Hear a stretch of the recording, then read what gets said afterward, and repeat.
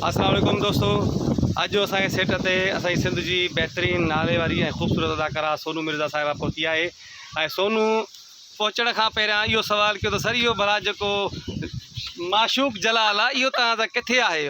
अचण सां ई वीचारी सवाल कयो, मुंहिंजो बाबा माशूक जलाल खे घुरायूं था ऐं माशूक जलाल जे अचण खां पोइ ही माशूक जलाल जे परस्तारनि जी लाइन लॻी वई आहे। हीअ ॾिसी सघो था तव्हां त केतिरा माण्हू हिन झंग में पहुची चुका आहिनि ऐं तमामु घणी रश आहे। ही मोबाइलियूं ॾिसो था त माशूक जलाल जी कवरेज में लॻियूं पियूं आहिनि।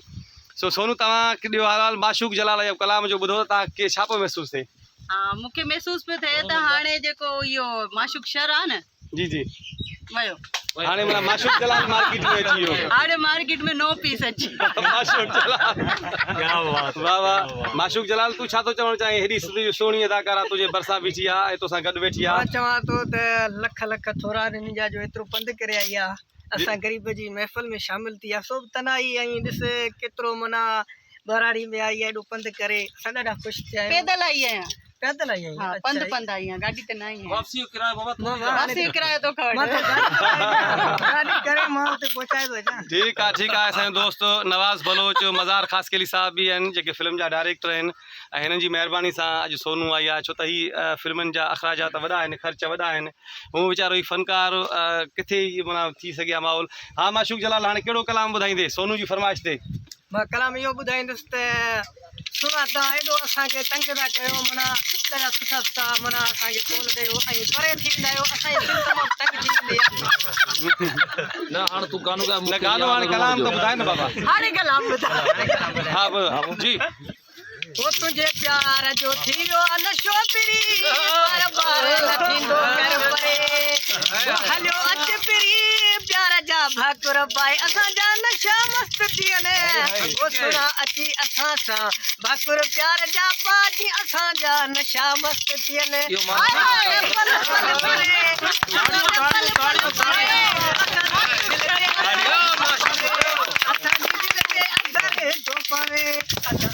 तुझे प्यार में ताजे प्यार जा नशाई असां तुझे प्यार जा नशाई असां खां थियो न परे, असां खां थियो न परे।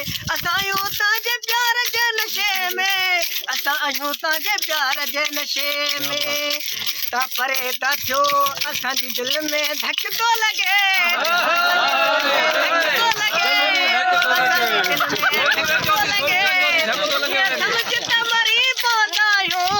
असां ईअं सम्झ त मरी पवंदा आहियूं। प्यार प्यार जो भाकुर पायो जीऊं जीअं प्यार जो भाकुर पायो जीअं असां जीऊं, जीअं असां जीऊं।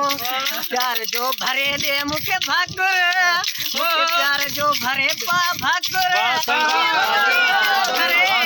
जीअं मुंहिंजी दिलि ठरे तव्हांजे नशे में। ताड़ियूं ताड़ियूं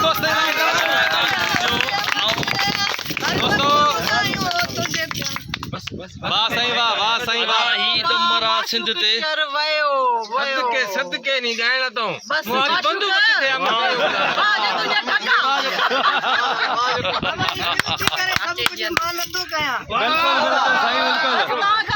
दोस्तों तव्हांखे हिन जो माशूक जलाल जो कलाम कीअं लॻो?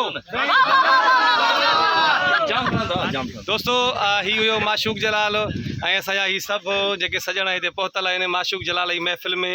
हे झंगल में मंगल लॻो पियो आहे। ॾिसो था हिकिड़े बाग़ में बीठा आहियूं रिकॉर्डिंग ते।